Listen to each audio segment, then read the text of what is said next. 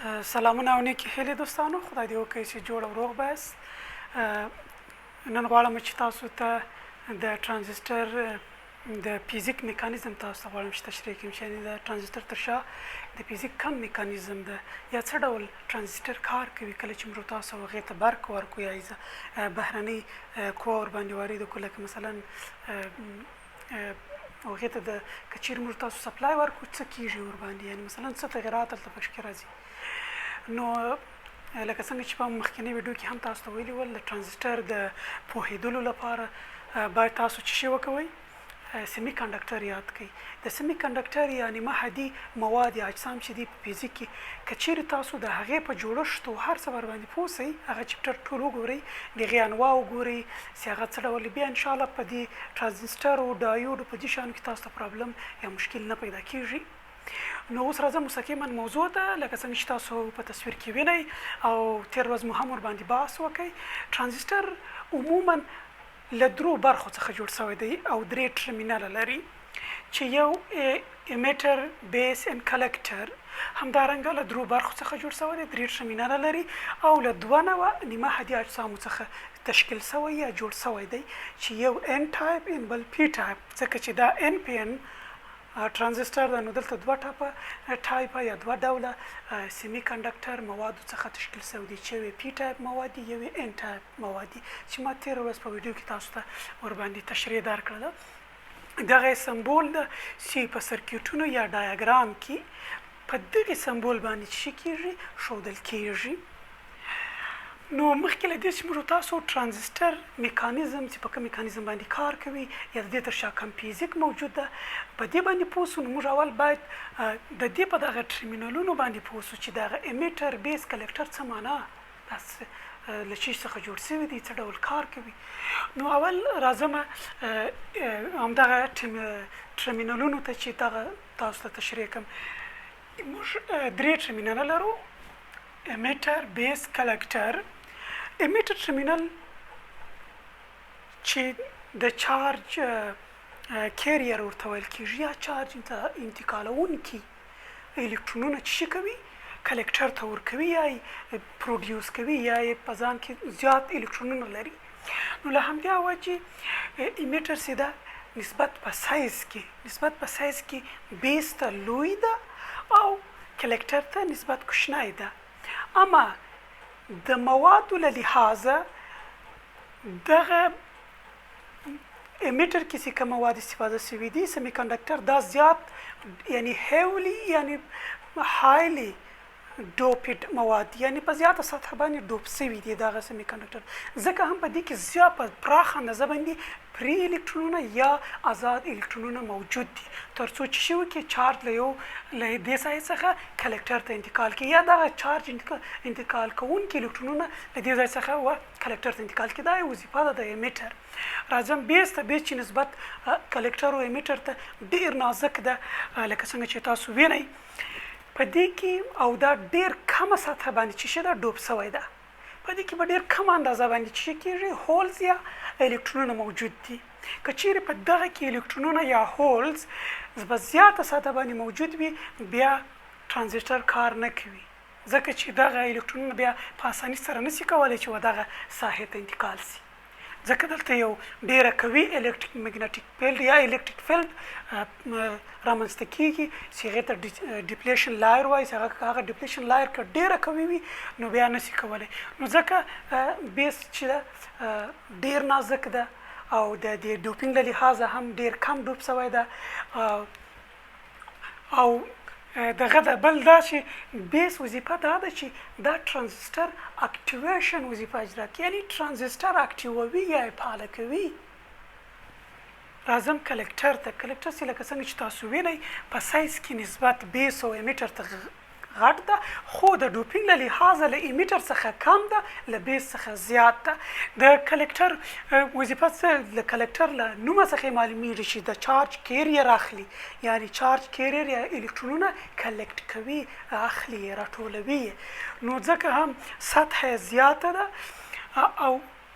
الکترونونه، آزاد الکترونونه پکې کم دي، یعنی ډېر کم ډوپ شوی ده. نو سطح یې ځکه زیاته ده ځکه چې کله له امیټر څخه په زیاته پراخه اندازه باندې الکترونونه ودغه ته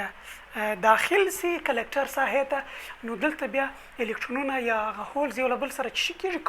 ریکومباین کېږي،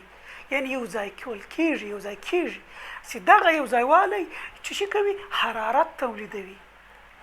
نو له دغه حرارت په خاطر باندې د دې دغه سطحه زیاته ده تر څو هغه حرارت چې کې مقاومت هغه حرارت ولري. دا یو. بل ترانزیستر سیده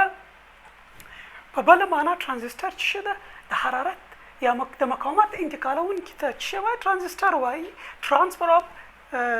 ریزیسټنس. له دغې دوو وربو څخه جوړ شوی ده. ترانسفر چې ټي آر ای له هغې څخه اخیستل شوی ده اس، او ریزیسټر څخه یې هم آی اس ټي آر اخیستل شوی دی چې له دې دواړو جملو څخه جوړ شوی ترانزیستر. یعنې دا یو مقاومت له دغې ریجن څخه دغې ریجن ته مقاومت انتقالوي.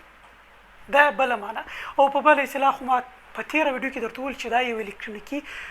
کوچنۍ برقي وسیله ده چې په الکترونیکي سرکټونو کې د برېښنایي سیګنالونو د تنظیم او کنټرول لپاره کارول کېږي. او همدارنګه دا چې کوي دا سیګنالونه برېښنایي سیګنالونه چې کوي امپلیفای کوي، یعنی دا د مایکروفون او د لاوډ سپیکر ترمنځ ځای په ځای کېږي تر څو هغه زموږ تاسو انالوګ سیګنالونه چې سرکټ ته داخلیږي ډیجیټل کېږي، وروسته بیا هغه ډېر ضعیفه وي. د هغې د سټرانګ یا قوي کولو لپاره چې موږ ترانزیسټر استفاده کوو تر څو هغه قوي کړي او دغه ته یې ورکړي لاوډ سپیکر ته او په پراخه او په لوړ اواز باندې موږ تاسو ته هغه په انالوګ ډول باندې راکړي. نو دا د امپلیفای او بله تر ټولو مهمه وظیفه یې دا د یو ډیجیټل سویچ په شکل باندې وظیفه اجرا کوي. نو لومړی همدغه ډیجیټل سویچ تاسو ته غواړم چې په دغه سرکټ کې تاسو ته تشریح کړم چې څنګه د ډیجیټل سویچ په شکل باندې دا کار کوي. دغه سرکټ ته چې تاسو ګورئ چې موږ تاسو یو ان پی ان ترانزیسټر ځای پر ځای کړی دی چې بیس کلکټر امیټر یې ټرمینلونه دي. د کلکټر سره مو هم یو ریزیسټنس چې دا آر ده او له کلکټر له بیس سره مو هم یو ریزیسټنس بسته کړی دی. دغه ځان ته سرکټ ده او دا ځان ته سرکټ ده، یعنی یو بل څخه جدا دي دا سرکټونه. اوس موږ تاسو څه شی کوو؟ دلته مو یو کم اندازه ولټیج ډي سي ولټیج ورکوو، سورس ورکوو چې دغه ولټیج سورس کله له بیس څخه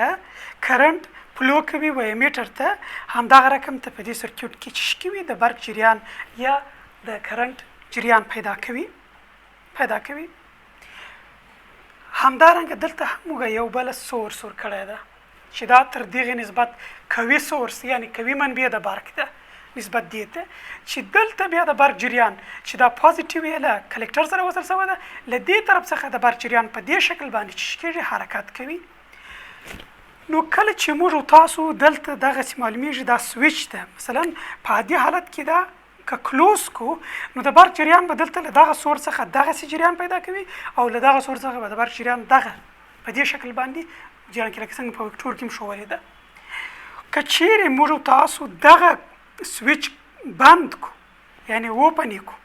که تاسو ورته وګورئ دا اوپن سو، که چیرې دا اوپن کو چې کېږي دلته هم د برق جریان کته کېږي، یعنی که چیرې دا بسته کو له دغه دوباره دلته هم چې کېږي د برق شدت یا جریان دوباره چې جریان پیدا کوي. نو دلته داسې کېږي یعنی د یو سویچ په شکل باندې دا کار کوي، خو فزیکلی داسې نه وي، یعنی په فزیکي ډول باندې په الکترونیک سرکټو کې دغسې نه وي. دلته موږ مثلا دلته کم کرنټ ورکوو، دغه کرنټ موږ زیاتوو کموو، د دغه کرنټ په واسطه باندې موږ دغه سرکټ کنټرولوو. که چیرې موږ دلته کرنټ زیات کو دلته کرنټ سیګنالونه بیخي ډېر قوي کېږي او جریان د برق سرعت پیدا کوي. همدا شکل باندې په الکترونیکي سرکټ کې د سویچ په شکل باندې کار کوي. اوس راځم چې څنګه د دې شاته دغه جریان چې سرعت پیدا کوي دا څه ډول پیدا کېږي. د دې سوال د حل لپاره موږ راځم د دې تر شا د دې فزیک میکانیزم تاسو تشریح کوم چې هغه په دغه دوه شکلونو کې تاسو ته غواړم چې تشریح کړم. په لومړي شکل کې تاسو یو ترانزیسټر وینئ چې دغه ترانزیسټر چې ان پی ان ترانزستور ده امیټر بیس کلکټر تاسو وینئ چې امیټر په پراخه اندازه باندې څه کوي پري الکترونونه یا آزاد الکترونونه څخه لري یعنې زیات ډوب سوی ده په بیس کې بخي کم هولز موجود دي هولز هم چې شي دي چارج کیریرز دي یعنې چارج انتقالونکي دي او په کلکټر کې هم نسبت بیس ته زیات دي اما امیټر ته ډېر کم الکترونونه آزاد الکترونونه موجود دي که چیرې موږ مستقیما امیټر او کلکټر یو له بل سره د یو ډي سي سورس په واسطه باندې بایسینګ ورته وایي یعنې کله چې موږ تاسو یو سورس یا منبع د برق ورته بسته کوو دې ته بایسینګ وایي بایسینګ اف ترانزستور یعنې موږ تاسو یو اضافه یا بهرنۍ قوه ورته بسته کوو سورس ورکوو یعنې یو شی ورکوو چې ته څه شی کېږي که چیرې موږ تاسو ولټیج ورکړو چې دې حالت ته بایسینګ اف ترانزستور وایي نو کله چې موږ تاسو مستقیما امیټر او کلکټر یو له بل سره د وصل کړل د یو بیټرۍ په واسطه باندې چې دغه علامه د بیټرۍ په معنا ده کله تاسو په الکترونیکي سرکټونو کې په ډایاګرامونو کې دغه علامه که چیرې وینئ دا د څه معنا ورکوي د بیټرۍ معنا ورکوي نو کله چې الکترونونه دلته راځي او له دې څخه دلته مثلا دلته خو دا خو په پراخه اندازه باندې د الکتروني جریان همداسې صورت نیسي دلته دغه الکترونونه یو څه راځي دلې له دغې سره ریکوبند کېږي دغه دوه جنکشنونه لري ځکه ترانزستور دوه جنکشنه لري یو دغه ده یو دا یعنې دوه جنکشنه اول او دوم جنکشن چې دا د ای او بی جنکشن ورته وایي دې ته د بی سی جنکشن وایي